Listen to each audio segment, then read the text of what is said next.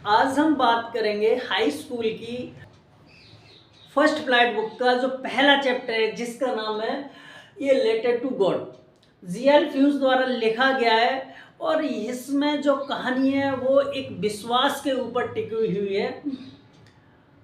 एक किसान है जो भगवान में बहुत ज़्यादा विश्वास रखता है। वह उसने सुन रखा था कि भगवान सभी को देखता है और भगवान सबकी सहायता करता है। तो वह भगवान को पत्र लिखता है, तो क्या वह पत्र भगवान के पास पहुंचता है?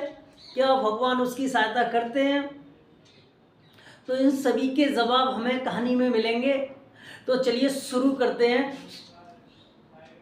कहानी शुरू होती है एक घर से। एक घाटी है, उस घाटी में एक चोटी और चोटी के ऊपर बना हुआ है एक घर। वह घर एक किसान का है जिसका नाम है लेंचो। लेंचो अपने घर से, जहाँ उसका घर बनाया वहाँ से अपने खेतों को आसानी से देख सकता है। वहाँ से नदी को देख सकता है, आसपास के एरिया को देख सकता है। वो अपनी फसल को देखता है और एक भविष्यवाणी करता है कि शायद पानी बरस जाएगा, क्योंकि आसपास पानी का कोई साधन नहीं है उसके पास। और केवल अब बारिश के पानी से ही उसकी फसल ग्रो अप करती है। तो को ना पानी की ज़रूरत होती है। तो वो भविष्यवाणी करता है, अपनी वाइफ से कहता है कि देखो शायद अब पानी मिल जाए हमें, बारिश हो ही जाए। और तभी देखता है कि उत्तर और पूर्व की दिशा से बहुत सारे माउंटेन्स जैसे विशाल बादल आते हुए दिखाई दे रहे हैं। उसकी वाइफ उसे और उसके बच्चों को, जो खेतों में काम कर रहे हैं और छोटे बच्चे पास में ही खेल रहे हैं, तो उन्हें बुलाती है कि चलो आकर के खाना खा लो। और वो बैठते ही हैं, तभी बारिश की बूंदें गिरने लगती हैं। जैसा कि लेंचो ने पहले ही प्रेडिक्शन करा था कि अगर हम कुछ पानी प्राप्त करने वाले हैं, शायद बारिश हो जाए। तो उसकी वाइफ भी कहती है कि अगर ईश्वर ने चाहा तो हमें पानी मिल जाएगा। लेंचो अपने घर से निकलता है, बाहर खड़ा होता है और उस बारिश को अपने शरीर पर महसूस करता है और अपनी वाइफ से कहता है कि देखो ये बारिश की बूंदें नहीं है, ये तो कॉइन्स हैं, कॉइन्स। छोटे कॉइन्स 5 छोटे कॉइन्स हैं वो 5 सेंट्स हैं और बड़े जो कॉइन्स हैं वो 10 सेंट्स हैं। ऐसे बारिश हो जाती है, ऐसा लगता है कि बारिश से पानी की चादर से पूरे खेत ढक दिए गए हैं।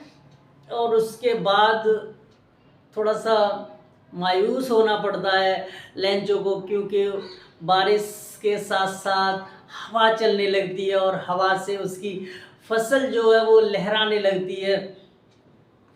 और फिर उसके बाद बारिश के साथ ओले पड़ने लगते हैं। ओले पड़ते ही सोचता है वो कि शायद ये बारिश रुक जाए, हवा रुक जाए, ओले रुक जाए, लेकिन ऐसा होता नहीं है।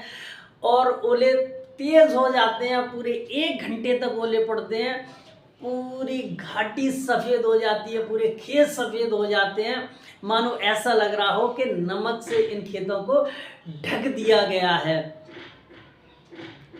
और उसकी जो अंतरात्मा है दुख से भर जाती है, उसका सब कुछ नष्ट हो जाता है। उसके जो प्लांट्स थे उन पर पत्ते तक नहीं बचते हैं, सब झड़ जाते हैं।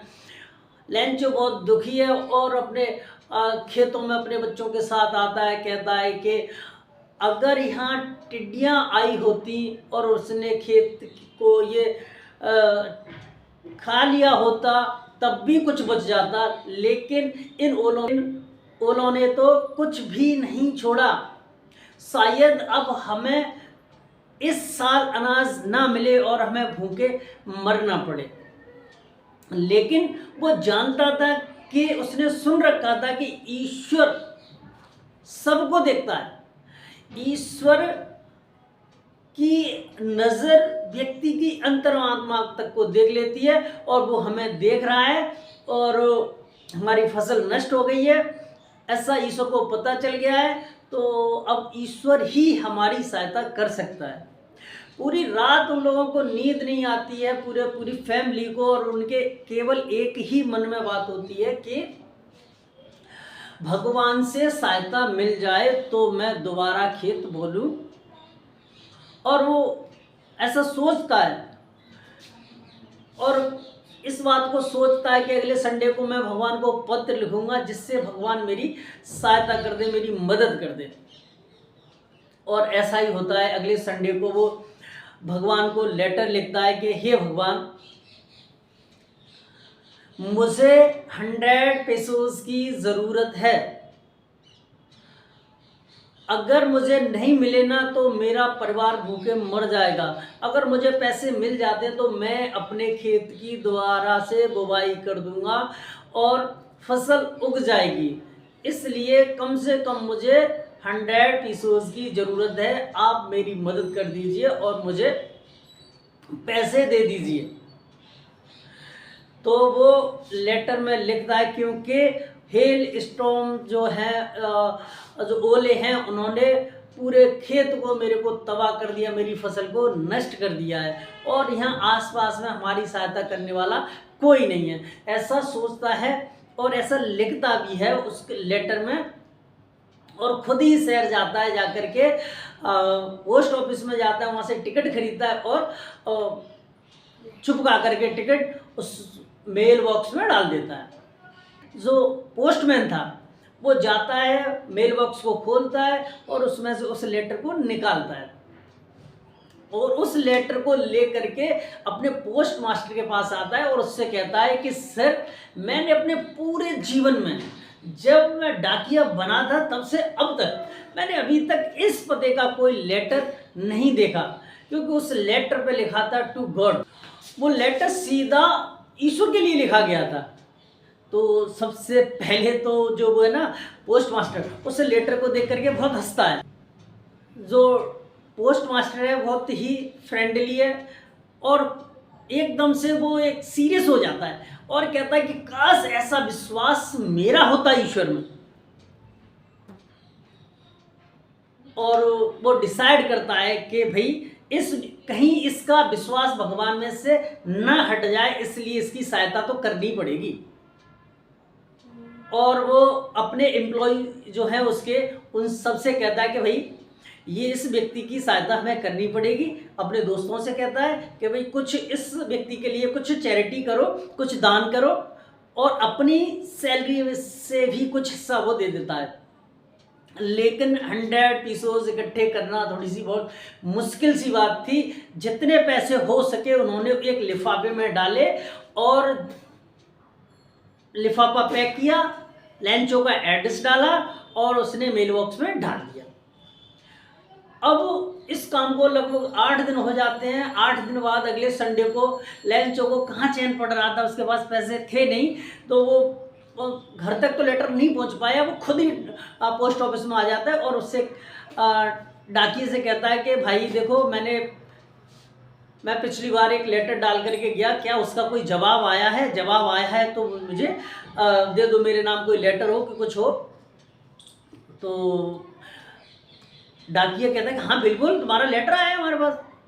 और वो उस मेल बॉक्स से निकाल करके उसे लेटर को उसे थमा देते हैं। और इस चीज़ को पोस्ट मास्टर बड़ी ही गंभीरता से देख रहा था कि जैसे उसने बहुत अच्छा काम कर दिया हो। जब लैंचो लेटर लेता है और देखता है, मतलब तो उसे कोई ऐसा सरप्राइज नहीं होता कि ईश्वर भी मेरे लिए लेटर लिख सकता है, क्योंकि उसका इतना गहरा विश्वास था ईश्वर में। उसे पूरा विश्वास था कि ईश्वर उसकी मदद करेंगे। तो वो लेटर को खोलता है और जैसे ही खोलता है फिर वो पैसे काउंट करता है। जब पैसे उसने काउंट किए तो उसे कुछ डाउट लगा और उसने फिर जाकर के विंडो पर गया और डाकिए से कहा कि भाई मुझे एक कागज़ दो और एक स्याही दो और कलम दो।